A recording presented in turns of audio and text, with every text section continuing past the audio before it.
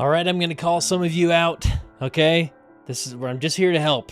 But do you have a disability specialist in your ward? It's in the handbook, folks, all right? So let's get on board, make sure we have a disability specialist, and we are putting out resources like this episode to not only disability specialists, but to ward councils, bishoprics, whomever would benefit from these things, to talk about autism and the spectrum of autism. And I have a phenomenal duo to bring into the Leading Saints podcast to talk about this.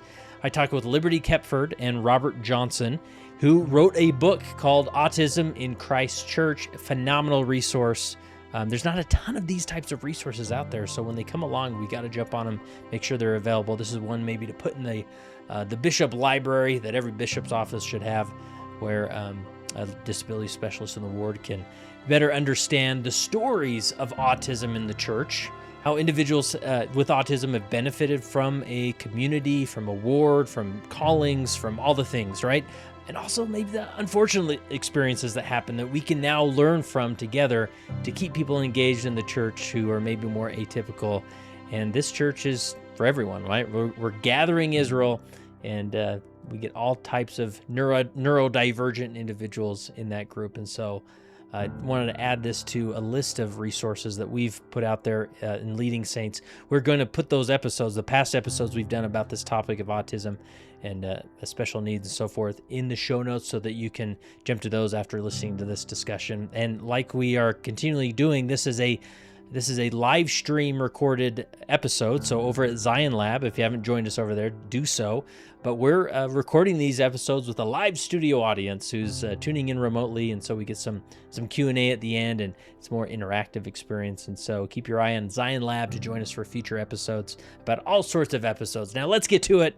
Here's my interview with Liberty Kepford and Robert Johnson, the authors of Autism in Christ Church. All right, we got Liberty Kepford and Robert Johnson. This is a father-daughter duo that's written the book Autism in Christ Church. So, Liberty, let's start with you. Where did the idea come from to write this book? Well, it started more with my dad, that he's worked with people with autism and in the church, but I had a little more writing experience, more time to work on a project like that. And so he recruited me to join him. I interviewed a lot of different individuals and families about their experience with autism in the church and compiled that together, and then worked with my dad to provide some extra tips, analysis to go along with those stories. Nice. So, Robert, what's your expertise then? I was a special education teacher for 30 years, and I've been a board certified behavior analyst, providing ABA services to individuals with autism for about 17 years. And many times I would work with wonderful families, and they had a very hard time staying in the church, at least attending church, and they felt very alone. They felt like it was just so difficult, and that was my thought: is if I could bring together some stories, some information that could encourage them, inspire them, then they might have a better chance of being successful. Yeah, that's awesome. So in those, you said about 17 years, was this like more like a therapy type setting that you're working with individuals or families, or what did that look like day to day? As an ABA therapist, I'm kind of like a doctor, and I have registered behavioral technicians that work directly with individuals anywhere from 5 to 20 hours a week, and they run programs, communication, social, emotional. We work on replacement behaviors, a whole series of things to help them be successful in the community, in the schools. Those are run in homes, in schools, and in a center. We have a center. That's awesome. And so has there been have there over the years, have you noticed other resources, for Latter-day Saints in relation to autism? Or there are starting to be more resources available, but the ABA world and you could say the religious world are usually pretty separate. I'm unique in that case. I mean, there's a few little like websites and blogs and things like that, but as it relates specifically to God, very few. There's very few out there. Yeah. Well, this is great that you wrote this book, and it is primarily focused on an LDS audience. I mean, that's a reference to Christ Church, right? Yes, though I think that anybody that believes in Christ and attends could probably benefit greatly from it. But it's definitely, the stories are all members of the Church of Jesus Christ of Latter-day Saints. Nice. Now, Liberty, maybe tell me a little bit more about the story component of this, because this isn't like here's the 5 chapters, the 5-step plan of just making church awesome or religion awesome for individuals and families, who experience autism. What's the story component in the structure of the book? This is a big reason of why we structured it this way. Is autism looks really different for different people. It's a spectrum, and we wanted to show that. And so just like you said, it's not like this is what you need to do to be successful in the church, because there's not specific steps that would be perfect for that. But it just shows stories of people of different ages and abilities and genders and their experience. And there's some really awesome experiences and some harder ones. But to showcase all of that. There's 29 different stories, like you said, and how the book is structured is it's roughly in age order. And so that could help as you're reading it if you have a family member with autism, or you have autism, or you're a leader over people with autism, but you can turn to stories similar age group. There's also an index and a topical guide at the back so that you can look for specific topics. So like if you want to hear stories about individuals passing the sacrament with autism and what that was like for them, you can go and find all the page numbers to help with your unique situation. Fantastic. So Liberty, what was your experience with autism or individuals with autism before diving into this project? That's a good question. It was a lot less formal than my dad's. Growing up with my dad, I heard a lot of behavior language all the time, heard about his work. And then I worked as a behavior technician a few different times when I was at college and a little in high school. But mostly it was just as a community member, as a member of the ward, that when I was writing this book, I had a few people. I was serving in the primary at that time. There were some kids in the primary with autism, some different people in the ward. And on my mission, I'd met different people with autism. So just as a friend and a ward member, I knew people. Yeah. And Robert, for you, what led you down this path of special education and doing the career that you had? Several things. I just wanted to add one thing sure. to the book. At the end of each chapter, there's just a short section with a few strategies, and they're fairly basic. And those strategies are also indexed in the end.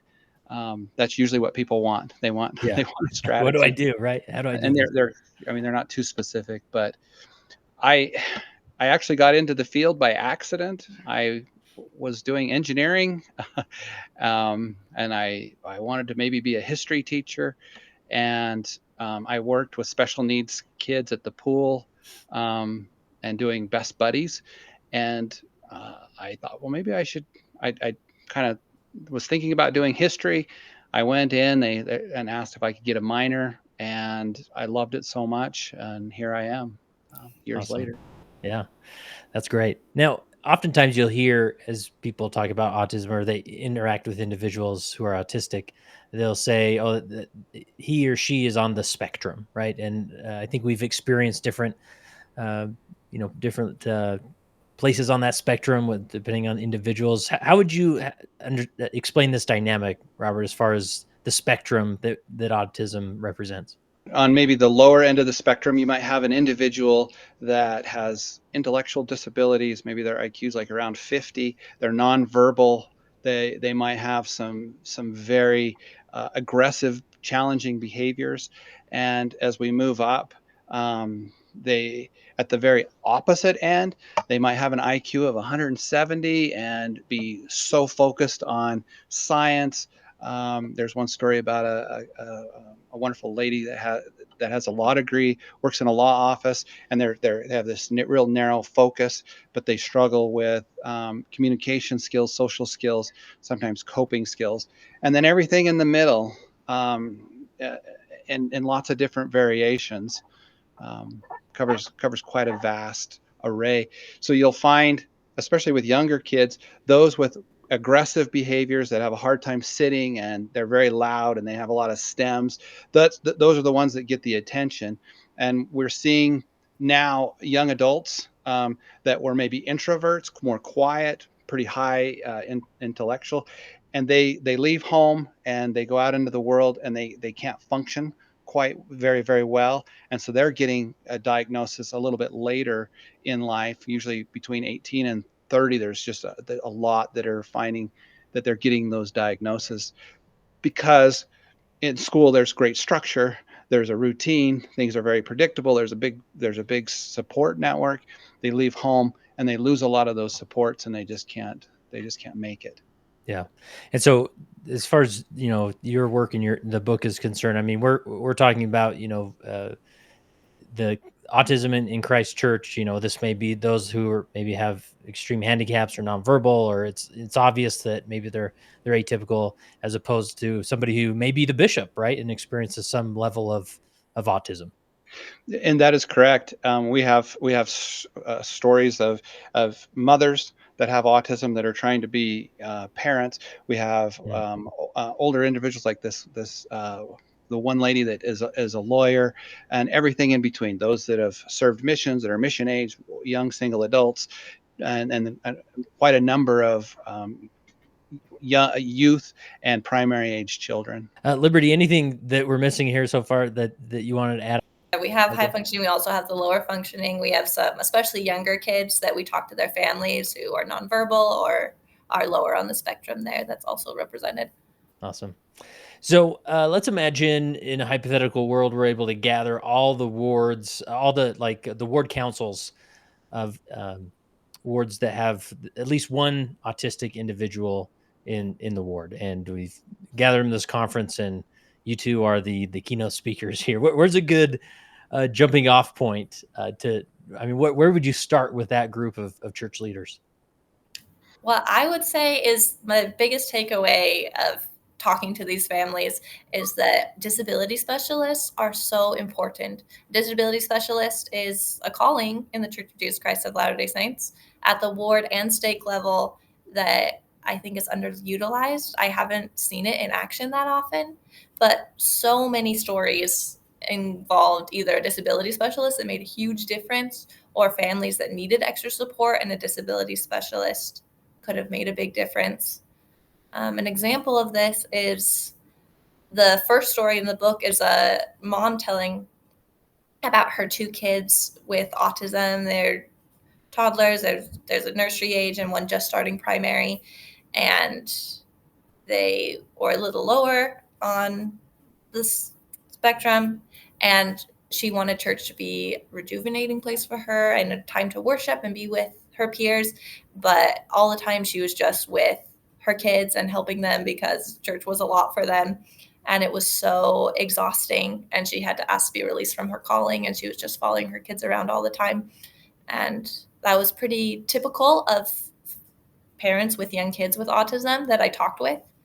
But there were a few that I talked with who had a disability specialist. Someone was called specifically to be with their child. So one story, there's this little boy in primary, and he would get overstimulated. It was hard for him to stay in there. But this man was called to be a disability specialist, and he would go walk the halls with him when he needed to step out. He would talk with the primary teachers, help make things the best they could for this boy so that the primary teachers could also focus on all the other kids. And so I'm very passionate about having disability specialists. Yeah, love it. Robert, anything you'd add to the disability specialist dynamic? To be a disability specialist, you need to just be confident. You need to care. You don't need to know a lot. You'll learn that along the way, but if you are willing, if you're a compassionate person, if you want to help out, if you like to be with these mostly children, as those are those that have used it in our book, but um, and if you'll just listen and be aware, you can make a huge difference. You don't have to have any special skills.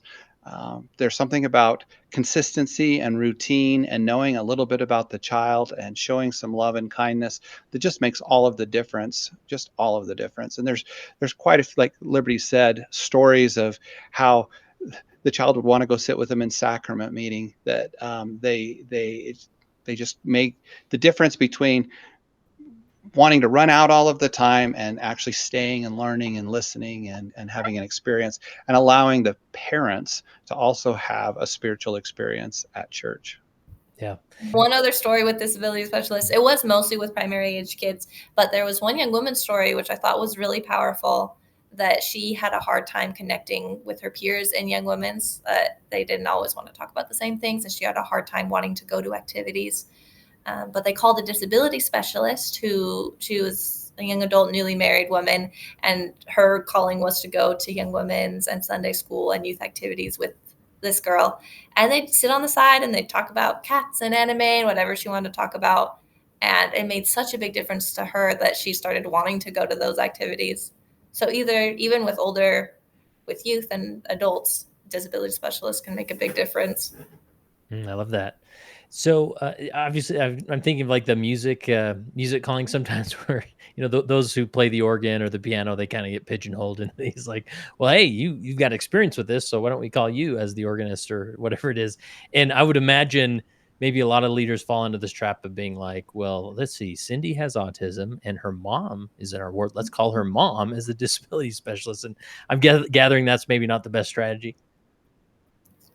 Yeah, really common in the book is moms who end up being their kids' primary teacher and young women's leader and just following them all through because they know how to help them. And so I think sometimes it can be a good fit, but helpful to give them a break to be able to do other things. Yeah, because this isn't necessarily all about the individual with autism. It could be those loved ones surrounding them that you want them to enjoy church and to participate and have a sanctifying experience. But if they're, just doing what they do at home anyways, of, keeping track of the individual and helping them with their behavior or whatever, then kind of it can really, hurt the household, right? Yeah. And I'm just going to add, I want to be positive, but for every person that was focused on in our story, in our book, there's probably 30 that aren't there because it was hard and they didn't have the support network and they gave up, at least for a period. The likelihood, like some of the statistics for families that have a child with autism, is like there's like a 3 times greater chance of divorce. Wow. There's just, it's very easy to feel alone and just like it's too hard. And to get up and get your child there is, you think about how hard it was just to get your own children there. It's just compounded and magnified. And especially if you're a single mom, which so many of my clients are, it's just, or grandmas. Many of the stories talk about the grandmas that are raising some of these kids. It's hard. Yeah. Like with the disability specialist, obviously, this is a calling that's in the handbook. There's some guidance, there's resources. And I believe there's a great, just things like a great Facebook group about disability specialists that I think that I've seen, and resources like that. What advice would you give to a ward who's like, well, it doesn't seem like we need a, disability specialist? I mean, should they just have one no matter what, or should they wait for that apparent need to be present? There's a couple of principles. We're talking primarily to like leaders of the church, that the greatest revelation I think that God gives to his children come to parents about their children. When a mother and a father are just working so hard to try and figure things out, God teaches them a lot. And the leader should listen to those parents. They should go talk to them and find out what they need. A disability specialist might look like somebody that's assigned as a minister that just is their friend. And they might not need somebody at church. Most of the stories that we talk about have somebody at church. And so listen to those parents. They know, and also empower those parents. Sometimes it's just, as we talked about earlier, to make them in charge, but just giving them knowledge and resources. One of the stories talks about them bringing their own RBT to church with them.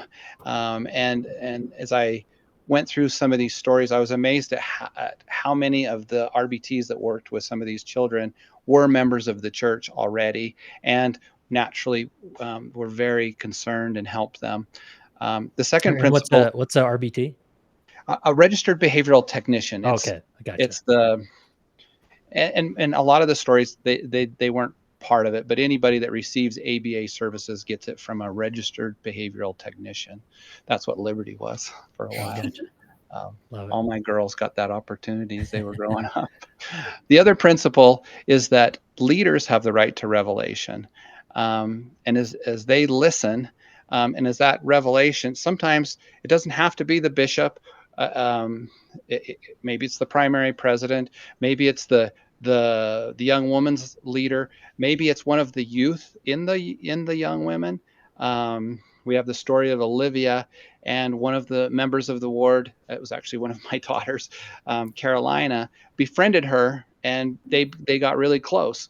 And she was kind of like the disability specialist. She never had that title, but she was there at the right times, and she would, they would talk before an activity. If it was too loud, Olivia would just stay home. But if she came, she'd explain what was going to happen, and she could come sit by her and talk. And Carolina would introduce her to other people, and it worked really, really well. If you just pay attention, there might be a natural person that just kind of gravitates. But revelation, I think, that's why there's no right answers. There isn't like, do this, this, and this, and you'll be covered in your ward. No, when the need arises, look at, listen, and communicate, and the right answers will come. Is it off the wall idea to involve like a youth as a disability specialist, that especially if the autistic individual is youth age? Or? I think that could be great. And I think even in wards, there could be a team of disability specialists depending on the needs. So maybe there'd be like a young woman, a young man, an adult, depending on who needs the extra help. Awesome. Anything to add to that, Robert? There's kind of a feeling that if you're on the spectrum, you don't really need social interaction. And that's not true. It's usually they like fewer people, and they have deeper relationships with the few that they have. They need that just as much as anybody else. And so, and it's so much easier for a youth to visit with another youth. It's so much more powerful to have that relationship than to have somebody that's 20 years older than them come in. And so, yeah.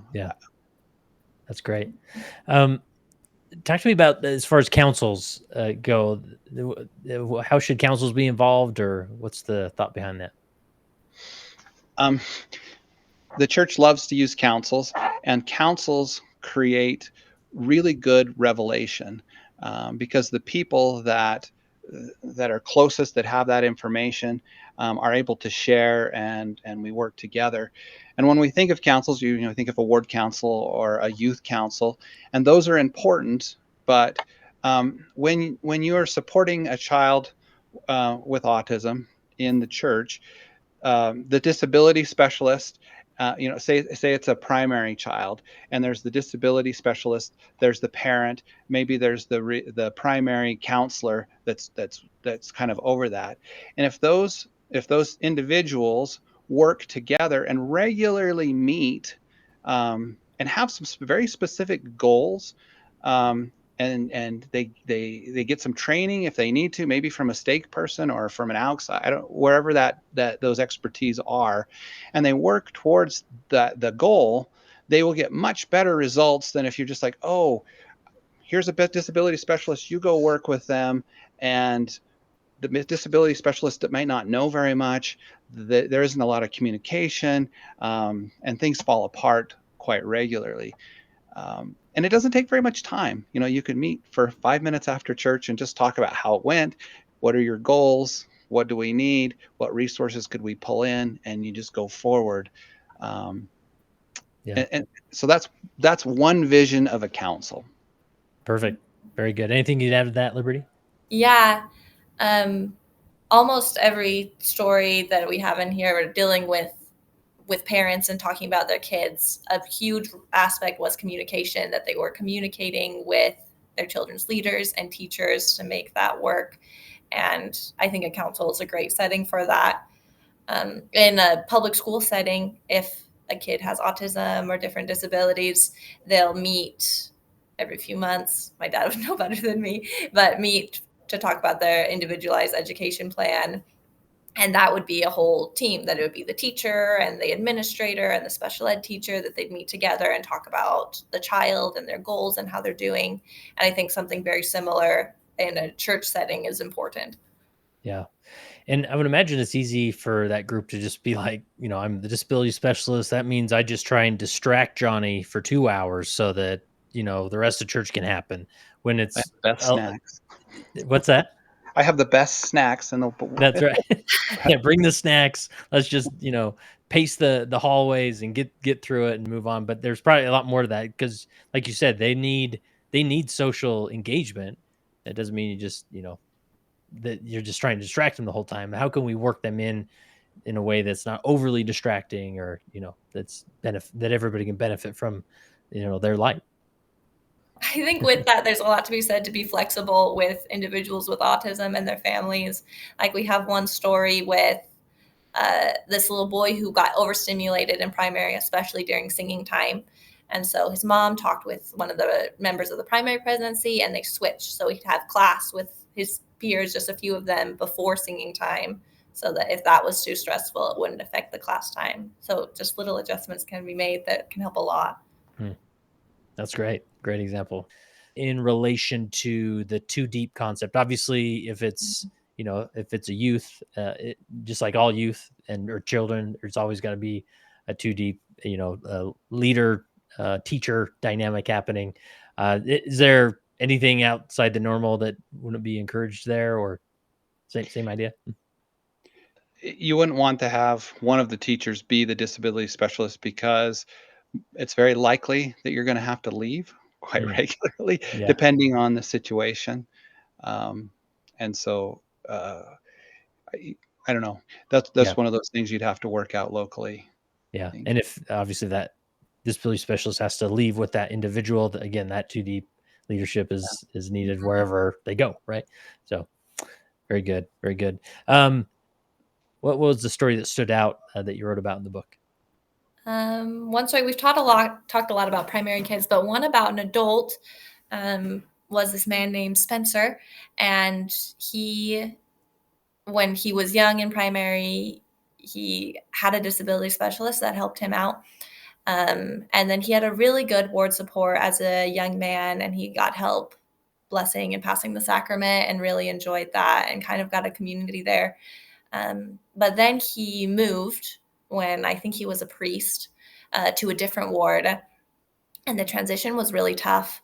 And I think the story was really interesting because he was the same, but just how his leaders responded in these different situations affected him really negatively. In his new ward, his bishop was really worried about him socially and would say things like, "Oh, don't do that. That's weird. That's not normal." And the bishop's wife talked to Spencer's mom and was like, "I'm so impressed with how you hide Spencer's disability." And they'd make comments like this that made him feel like really othered. And at that point, he stopped going to church as a young man and made some different choices in his life as he grew into adulthood. But then as an adult, he started missing things that he had in church, and he started to go back as an adult back to church and started to read the scriptures, and he changed his work schedule so he could go because he remembered those good memories before of leaders. So I just love that story as a caution, but also thinking about those youth leaders before, of how they were including him, that just felt so natural. I also think that it can be tough in transitions, like if you move, that things we talked about, like communication and counsels, are especially important. That when someone moves into your ward, that's when you need to be really talking to the parents and get a disability specialist and make things work. I love that story. Very good. Tell me about as far as using strength and service opportunities for people with autism. Individuals that are on the spectrum often have what we call like splinter skills, or they have a huge fascination or a fantastic skill in one area. And it might be math or science or English, or it depends. And sometimes that's what gets them in trouble is they appear to be so intelligent, but then in a different area, they're lacking some basic skills. And just like the Lord says everyone should have a calling, everyone should have a friend, and everyone should be nourished by the good word of God. And it's the same thing for these individuals. If we can find out what those strengths are, and sometimes we're going to have revelation, and we're going to have some trial and error, but they will rise and they will do some fantastic things. I'll tell you a story about he's probably 30 now, and he's actually not a story in the book, but he just didn't want to be around people. He would run away all the time. He had all kinds of issues. He lived with his mom, and but he was in a ranching community, and a lot of people knew him. And he got called to be the executive secretary. He just loves computers. He's so good at it, and he actually would sit on the stand and he would count the people and do all of the records. But he didn't have to talk to people. And when he did talk to them, he had a very specific purpose for the interchange. And so he felt comfortable with that. He did that calling for 9 years. He Hmm. was just released. Most people would say, "Oh, just leave him alone. He doesn't want to be part." But he was pushed, and he accepted that calling and did great. Uh, and every individual has some strength. I think of Olivia.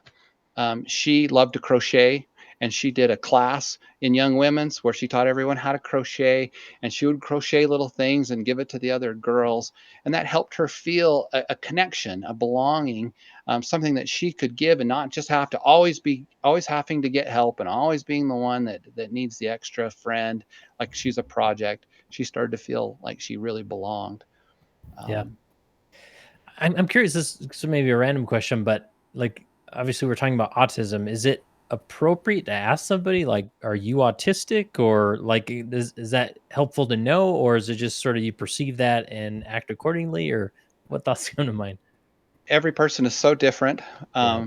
but I think being direct is always one a basic characteristic, and it's not 100% true, but individuals on the spectrum are very black and white, and they're very concrete. Feelings, emotions, they have a hard time understanding for the most part. And so if you're very direct and say, "Hey, I've noticed this. Are you on the spectrum?" um, Usually they'll be real honest with you. You'll read some of the stories where they're embarrassed, and it takes them a while to accept the fact. But once they do, then they do really great with it. There's other that they're very proud of it. I mean, that they want that to be like we talk about. It's an individual with autism, or it's an autistic person. There's a whole group that are like, that's my main thing. I love that. That's what I want. And others that are like, no, I'm a person that has this we're talking about disability specialists. A lot of people don't see it as a disability, and Yeah. even that is a little bit of offensive to some of those individuals, and we need to be careful about that. But I think being direct is Yeah. what I would do. I was thinking my time as bishop, I had this clerk who was different, but he was very like he was very good with math and like focus, and he was like the best clerk I ever had during my time. And I mean, I've never been so in order with all things that clerk manages. And I'm Yep. like, well, I guess I don't know if he was autistic, right? But he was definitely kind of different, and maybe social dynamics were a little bit off with him. But man, he was so good in that role. Yeah, I love that, and that's the thing. A lot of older individuals weren't diagnosed, but they kind of know, and Yeah. they might not. They're not going to talk about that, but um, the Yeah. younger generation, they know exactly what's going on. But like, going back to, you talk about those with autism are oftentimes direct, and maybe their communication, maybe in a meeting they came across as abrasive, or like, man, Mhm. like he just said, I can't believe you just said that. Right. And so sometimes I have that private conversation, to be like, let me just understand where you're coming from here. Like, cause once that's established of like, oh yeah, actually I am on the spectrum or whatever it is, then it's like, okay, well now I can understand maybe how you say things better, not because you're trying to be mean or offensive or overly direct. It's just the way you communicate, and that's okay. And you hit on an extremely important issue in the ABA world. We teach routines, Mm, and there's a lot of stories about leaders that taught the youth how to pass the sacrament and how powerful that was. But we call it scripts, and it talks about it in some of the summaries of the chapters. Um, when an individual is having social faux pas, and especially if you've had a little talk about it, if you pull them aside afterward and say, hey, this is what happened and this is kind of how it was perceived and that's why, then they learn that script and they don't do it again. And if you say, this is a better way to do it, and maybe even practice it if they're into that, they've got that situation will never happen again. But if somebody doesn't give them the script, they're just going to repeat it over and over and over again. mhm. And I mean, that's not what we want. We want to teach them. And the routines and the scripts at church are unique. That's not something they're going to learn in an ABA therapy setting. It'll be from a parent, from an individual that cares, and that most often it's received very, very well. Yeah. I, Liberty.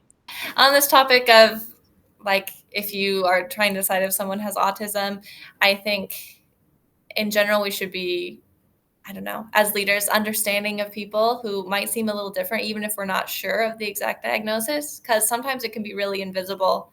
One of the stories is about my friend Zacharias, and he served a proselyting mission. And on his mission, he sometimes had a hard time interacting with ward members because of his autism and different social things he had. But he told a story about how a member of his ward council brought a non-member friend to a ward activity, and Zacharias and his companion didn't know that the person was a non-member, didn't talk to them at all, missed it. And then that Sunday in ward council, the leader brought it up and was grilling the elders, was not impressed. And it was so hard for Zacharias because he didn't have his normal coping skills on his mission, and he had a hard time trusting members and trusting himself as a missionary after that. And so I think even like with higher functioning people with autism and adults with autism, that it might not always be visible, their autism, but we still should be understanding.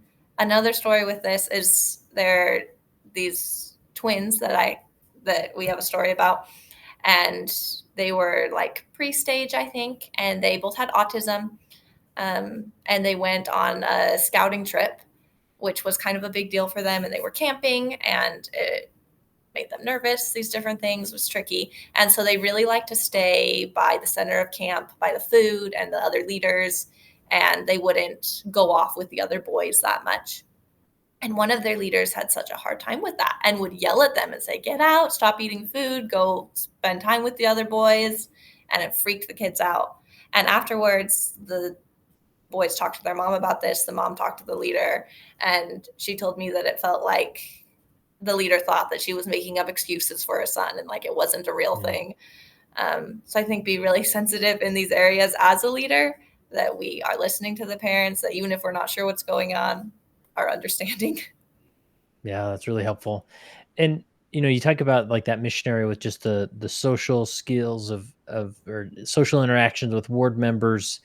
I mean, just like all of us, I mean, I imagine that, just I think all of us experience as missionaries, you get better socially, right? You learn how to talk with people you don't know and interact with people and ask questions and so forth. And I would imagine, they're with practice, they obviously are learning things as well. Um, trying to think exactly what I'm asking, but just like, obviously we encourage them into that. We can't just say, oh, well, they're autistic, so they just don't do well at that, so let's avoid those situations. I mean, they will get better, but it's also not that they're going to overcome autism with practice, right? That's not how it works. And I'll just say, I've worked with thousands of individuals, hundreds very intensely, and with the help, kind of like the example that I was sharing about social skills, they can make so much progress. And I'll just give a couple of examples. You know, you work with a young child that has very serious, challenging behavior, and you just teach them. You give them coping skills, and you teach them routines and how to persist at difficult tasks, and to stay on task longer and to interact with others. And pretty quick, they go from having this full-time aide to being able to be in the first grade classroom or the second grade classroom without any supports. And we see some of those stories in the book where, you know, their parent would go, or the disability specialist would go with them, and if they are learning, if there's a little bit of knowledge there that's going with that, they're going to pick up on that, and they're going to feel that the routines and the safe place is going to be church. They're going to be like, I love to go to church because we do this, this, and this, and I know kind of what people are going to ask me and what the topics are, and they can be very successful and gain friends and feel the Spirit. I mean, you can't feel the Spirit if you don't feel safe, if you're afraid, and we can create that environment with education. Education's a huge piece. Oh, love it. That's really encouraging to hear. Let's talk about maybe just like the different like autism at different ages. And maybe you just give us a crash course starting at nursery and let's go up. I mean, who wants to jump into that? Yeah. I think some of it for younger ages, we've talked more about as young children in nursery and primary, a lot of times more of the conversation in the book is about their parent, that primary and nursery are different than their normal routines. And so it's hard for a lot of kids with autism to be in those settings. And so a lot of times it is hard for the parent that they always have to be there with them, helping them. And so I think at nursery and primary level, that's when we need to think about the parent and have disability specialists have extra resources for them so that church can be an uplifting time for the child and the parent. Awesome. Anything you'd add to that, Robert? I'll talk about young men, young women's. Yeah, let's go there. There's a tricky transition. We especially with individuals that are maybe a little higher functioning, that they learn all of the routines, they're able to interact with their peers, they're doing pretty good, and then they get to be 11, 12, 13, and all of a sudden what kids say isn't really what they mean anymore.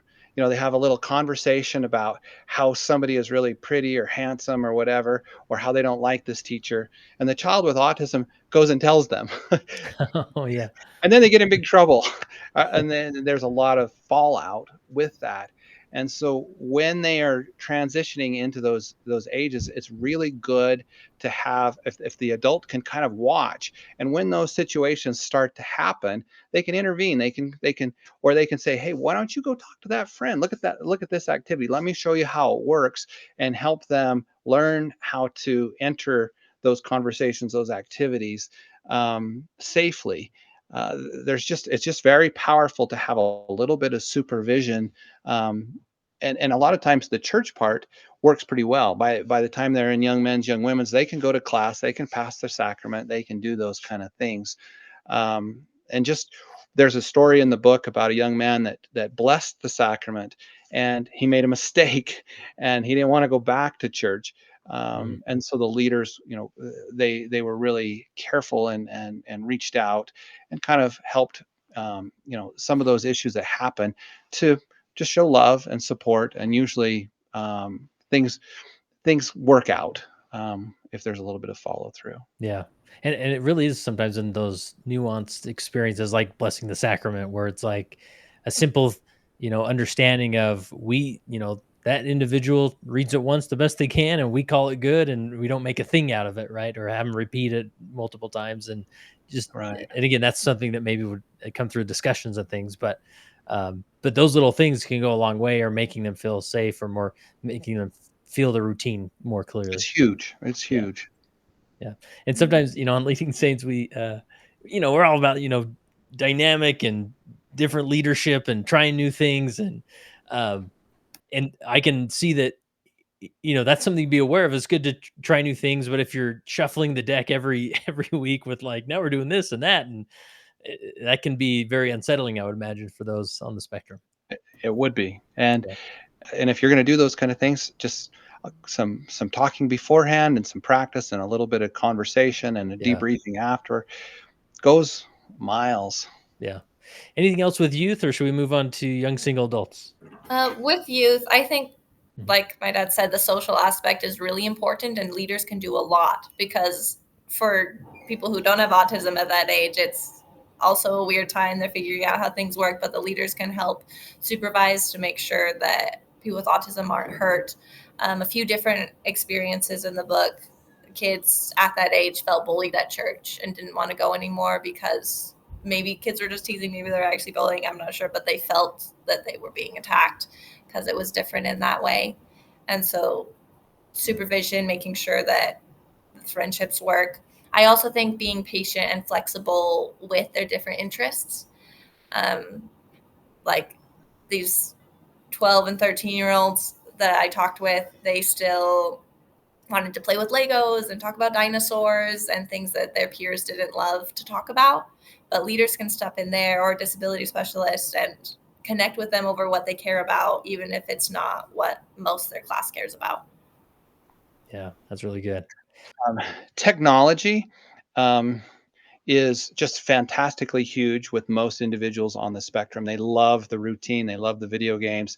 It's their comfort, it's their coping skill, and they might be playing roadblocks or whatever it is right during class and have their big headphones on and not seeming to care or listen. I worked with one young man that literally turned his back to the class and would sit there. Um, and that's where having a lot of communication with the parent, because maybe that's a win that they're there and maybe it's not, and maybe we need to have different expectations. But technology, I've also been amazed, especially 10, 11, 12, 13. Child comes in with autism, he's playing a cool game, and all of a sudden, four of the other boys are sitting behind them watching them, and the Oh teacher yeah. loses. And so there's got to be some conversation about how that works. It can be a powerful friend, but a lot of times, if a parent that's their that's the only way they can get their child there, and that's the only way that they can be successful, and so that's okay. And the disability specialist learns all about roadblocks and talks to them about it, and moves forward. And there's a lot of other issues outside of church that become very, very important with all youth. But I think just understanding that role in this whole thing is important. Yeah. Anything with YSAs and above? I mean, I guess YSAs are as adult as maybe a 40-year-old, but just just younger. I don't know. Is there a different, delineation there? I think a big thing is what we talked about before is utilizing their skills and helping them get involved. A lot of the hard things that came with being a member of the church with autism, of the individuals I talked with, is the social aspect, that they didn't know how to connect with people. They'd go to church, but they would feel kind of isolated or not exactly sure how they should be. But there's one mom I talked with, and she got in charge of having play groups with other moms with kids in her church. And because she did that, she got to know them when she never would have otherwise. And a lot also, they're brilliant, great gospel teachers, and they could teach Sunday school and be a big part of things if we give them the opportunity. Awesome. I'm going to Robert? add Yeah. the number one question or the number one concern usually is missions, how that works. And there's some stories about individuals that went on missions, some that went for a little while on a mission, some that served service missions. Service missions has been a game changer for this group. I mean, there's some special missions like in the family history department and different places where they just shine and they do well. And there's actually a chapter where the mission president gives some of his feelings about missionaries that were on the spectrum that served. And a mission is so hard because you leave so many supports, and you're just kind of flying on your own. And so, if an individual is in a place where they can serve a mission or even a service mission, there's so much that can be done to prepare them in advance for that. And then when they get there, to have some simple supports in place that just could make a huge difference in them being successful. Oh, that's great. I'm glad you brought that up because that is a pivotal part in our Latter-day Saint experience is the mission experience. So really good. Anything else as far as adults or anything like that? We do have some chapters of moms of older individuals that have been married and then divorced, and some of their trials. On the positive side, usually these individuals, um, they accepted the gospel of Jesus Christ. They had the Spirit of God with them. They felt Christ changing them and helping them be successful. They talk about feeling like God was always there for them, even if nobody else was. On the darker side, it is, if you're on the spectrum, it's much harder to maintain a long-term relationship, and there is a lot of divorce. There's also, you'll hear the word suicide, and a lot of the individuals went through times when they felt like, I don't belong. Why am I here? And it was usually either the gospel or their children or somebody that they loved, that they couldn't leave them. And as a leader, as a former bishop, you're when those things happen, we have to be prepared for that and give them the support professionally that is required. Really good. One question that came through is I work with missionaries and some have autism. However, it is not necessarily diagnosed prior to coming in the field. And what would be the best way to handle this? Any thoughts coming to mind? I think some of that depends on how able to do the work the person is. I think in some situations, if someone is really struggling on a mission, they should go home. But I also think that in a lot of cases that these individuals have a lot to offer. My dad talked a little bit about the mission president who talked about his feelings. Um, I loved some of the things he said. He talked about how as a new mission president, he really struggled because so many of the missionaries were coming and they weren't prepared and they couldn't do the social aspects or the teaching for a lot of different reasons. And included in that was individuals with autism. And he was like, why are they here? What should we do? Um, but then they had a zone conference where missionaries bore their testimonies. And this missionary got up and he bore his testimony, and he was really honest and self-aware. And he said that he couldn't have been there if it wasn't for Jesus Christ. And it hit that mission president that was true. It's true for all of us, but it's really visible with some of these individuals with autism that he was giving all he could. And just the fact that he was there was such a missionary tool, such a testament of Jesus Christ's power, even if he couldn't maybe talk about it eloquently or working with members was hard or whatever his challenge is, that his presence there was a testament of Jesus Christ. Love that. All right. If there's any questions, you can put in the question box, or if you want to raise your hand and unmute, we'd love to hear from you. Brita, go ahead. I actually, I'm kind of a discussion person, so I just had the need to jump in and confirm a whole lot of what was being said. Good. I've been an inclusion specialist. I'm a rec therapist, and I've done community inclusion for about 30 years, but 21 really intensely working with children in day camps and swimming lessons and training young camp counselors. And then obviously I'm in a ward. And so like one of my thoughts was, you said, what if you have one in your ward? You're going to have way more than one. Even if you don't know you have it, you have dozens of them. Being neuro atypical is probably more like a 50-50 split, if you want my perspective on it. We've got all kinds of interesting people in God's kingdom and in the world. Anyways, I love everything I heard. It rings true to my experience. One other thought that came to my mind is that I would just sort of throw out there is the ones that we think are nonverbal and society has decided they have a low IQ. I would say that my experience has taught me that we should not make that assumption ever, because they may actually be the wisest of all, and they're in a body that doesn't cooperate, but their spiritual strength may be literally beyond our comprehension. And we might just need to view them very differently than they typically are viewed. And anyways, Liberty and Robert, I was just absolutely impressed. I'll probably take a look at your book. But I think this is the Lord's kingdom, and this needs to be the safest place for all of God's children, period. And if nothing else happens other than they know they're loved, then we've succeeded.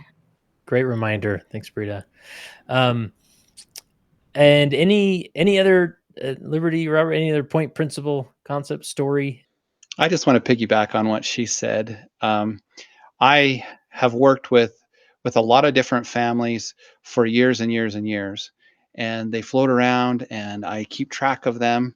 I think that's a principle in the church, especially when they get into young adults, keeping track of them and following them around.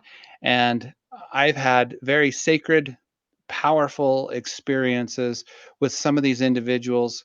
I'll just share one. I was working with this young family, single mom. He had broke his hips when he was in kindergarten and had a cast on, had all kinds of challenging behaviors because of it. And he would click. And I just thought, there's something here. And I worked with him. And I remember one day we were working, and I'd have him jump, and I'd pull him up. He's probably 10. He's about 120 pounds, a big kid. And I'd say jump, and say jump. And he did that, and he wouldn't say it. And then about the 12th time he said jump. And for the next 3 hours, I pushed him up, and I got him to say jump about 40 times. And I remember driving home, and I couldn't hardly keep my arms hurt so bad on the steering wheel. And now he speaks pretty well. And I know that in the next life, I'm going to see him, and we're going to look each other in the eye, and our spirits will know each other, and he will be glorious and amazing. He'll be wonderful. And I hope that my part in that is acceptable to the Lord. Awesome. And to him. Yeah, absolutely. That's sweet. Can I add on to that? Yeah. Just as I was talking with these people, it was such a sacred experience for me. And I felt so much that God loves these individuals and he loves their families so much, that they have so much to offer. I was also so impressed as I was talking with them that so many of them were really excited to get their stories told, that this is an important issue. There's things here they want to have their stories told. And so I'm glad I could be part of that. Yeah, that's awesome. Well, I'm imagining the book's available on Amazon. Any other place you would send them if they want to know more about the book or about any other resources you offer? Yeah, it's on Amazon and Barnes & Noble. All right. Well, we'll look for it for sure. Marty's got a question. Thank you very much for this. It's a wonderful, wonderful thing to discuss. Much of what is said is applicable to other people who aren't on the autism spectrum but have mental health challenges. And as we look, I look in my own congregations, I see that there are so many people with challenges that we need to look out and watch for them and realize that everyone needs someone to care for them and watch over them. And that's why the ministering program, I think, is so very important in the church. If we rise up and do that work, it can really change lives. Thanks, Marty. All right. What, maybe Robert, just let's round this off with what final encouragement would you give to a group of church leaders who just really want to, make church and just their Latter-day Saint life a positive experience for those who are autistic? God is in the details. This is his church. This is his work. He wants you to be successful. And as you are humble, as you turn to the Lord, as you listen carefully to those parents, to those individuals, as you just show some genuine interest. Use others in the ward. The Lord will, I think, prompt you, and as you use the hierarchy, as you go to those individuals that are closest to those those individuals on the spectrum, that wonderful things will happen. The Lord wants everyone to feel safe, to have peace, to learn His gospel, to accept Jesus Christ, to be able to renew their covenants and partake of the sacrament. And that is everyone. Sometimes the individuals that come, we are on trial to see how well we're going to serve them, as we just heard from Marty. And sometimes those individuals have unique talents and gifts that are going to save us. They're going to be put in places, and I've seen this over and over again over my time working with these individuals. How you think, I give and give and give, and then they give, things happen, the Lord sets it up, and you're just like, wow. There's things there that just affect me in powerful ways.